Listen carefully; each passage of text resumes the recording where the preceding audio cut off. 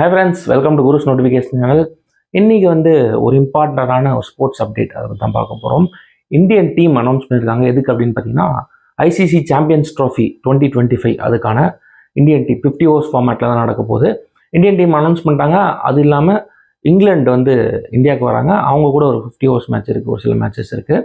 அதுக்கான டீமும் அனௌன்ஸ் பண்ணியிருக்காங்க. ஸோ டீட்டெயில்டாக பார்க்கலாம், யாரெல்லாம் வந்திருக்காங்க, யாரெல்லாம் மிஸ் அவுட் ஆகிருக்காங்க எக்ஸ்பெக்ட் பண்ணி அப்படின்னு சொல்லிட்டு. ஃபஸ்ட்டு டீமை லீட் பண்ண போகிறது ரோஹித் சர்மா, அதில் எந்த டவுட்டும் இல்லை. ஆனால் இந்த டெபுட்டி, அதாவது வைஸ் கேப்டன் யாராக இருப்பாங்க அப்படின்னு சொல்லிட்டு நிறைய காசிப்ஸ் போயிட்டே இருந்தது நேற்றுலேருந்து. ஏன்னா அப்படின்னு பார்த்தீங்கன்னா, T20க்கு அக்சர் பட்டேல் வைஸ் கேப்டன் ஆகிட்டாங்க. 50 ஓவர் ஃபார்மேட்டில் யார் வைஸ் கேப்டனாக இருப்பா அப்படின்னு சொல்லிட்டு. ஸோ அக்சர் பட்டேலே வைஸ் கேப்டனாக இருப்பாரா, இல்லை பும்ராவா, இல்லை கில்லா அப்படின்னு போயிட்டு இருந்தது.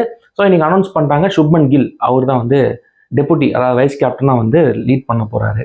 அதாவது he will be assisting Rohit Sharma in his absence. அப்புறம் அவரோட ப்ரெசன்ஸ்லேயும் அவரோட இன்புட்ஸ் அவர் கொடுக்கலாம். அது மாதிரி தான் வைஸ் கேப்டனாக அவர் இருக்க போகிறாரு. கௌதம் கம்பீர் தான் டீமோட ஹெட் கோச், அதையும் சொல்லிடுறேன். இதை தவிர வேறு யாரெல்லாம் பிளேயர்ஸ் இருக்காங்க அப்படின்னு சொல்லணும் அப்படின்னு பார்த்தீங்கன்னா, விராட் கோலி சீனியர் பிளேயர்ஸ்லேருந்து வருவோம். விராட் கோலி ஸ்குவாடில் இருக்கார்.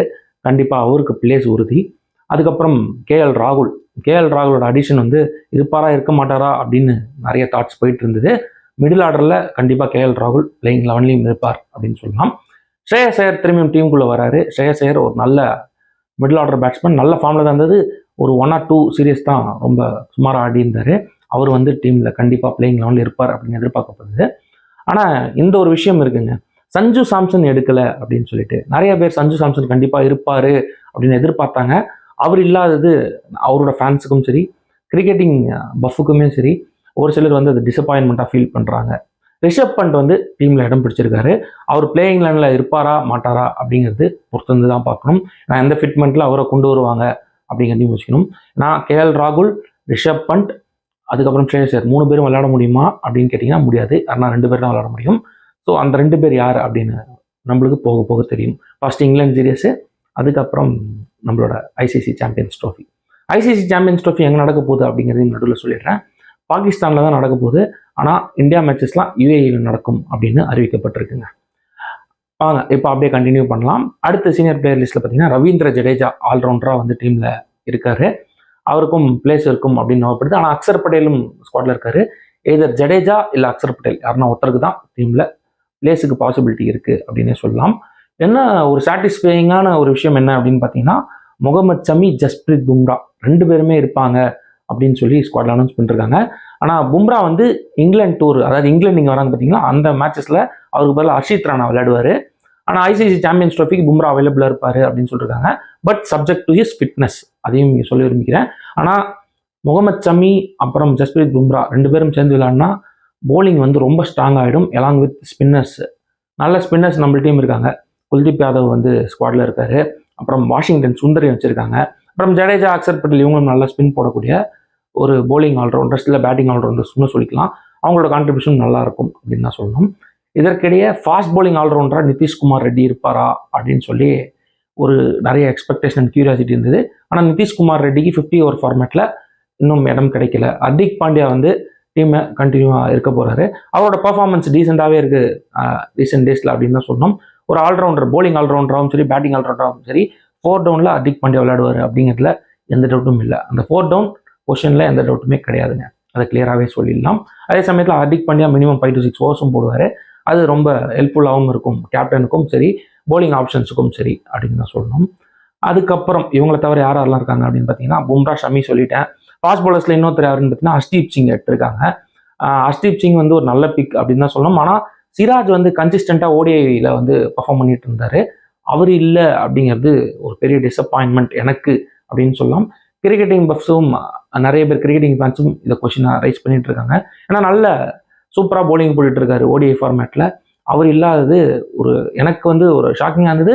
பட் ஆனால் அவருக்கான ரீப்ளேஸ்மெண்ட் யார் அப்படின்னு பார்த்தீங்கன்னா, ஹர்ஷ்தீப் ஒரு நல்ல பிக். அதுவும் இல்லாமல் கண்டிஷன்ஸ் பார்த்தீங்கன்னா ஓரளவு 3 ஃபாஸ்ட் பவுலர் ஆப்ஷன்ஸ் தான் போயிருக்காங்க. ஹர்ஷ்தீப் இருக்காரு, பும்ரா, ஷமி, இன்னொருத்தர் தேவைப்படாது, அதனால 3 பேரோட போயிருக்காங்க.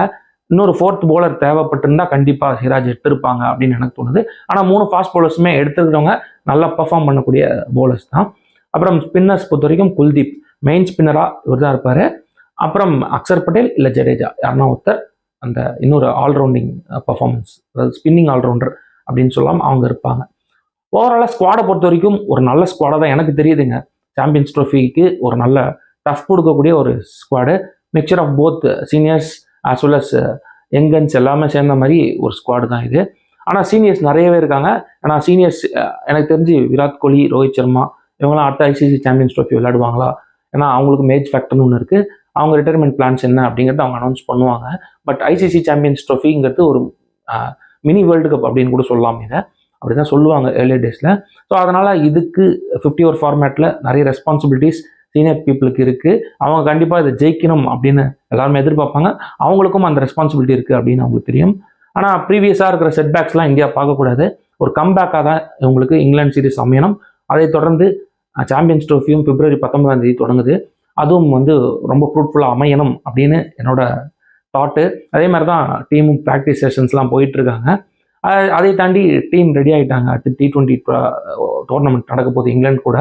அது இப்போ ஜனவரி 22 ஸ்டார்ட் பண்ண போகிறாங்க. இன்னும் 4-5 நாள் தான் இருக்குது. ஸோ அதனால் அடுத்தடுத்து மேட்சஸ் இந்தியாவுக்கு வந்துகிட்டே இருக்குது.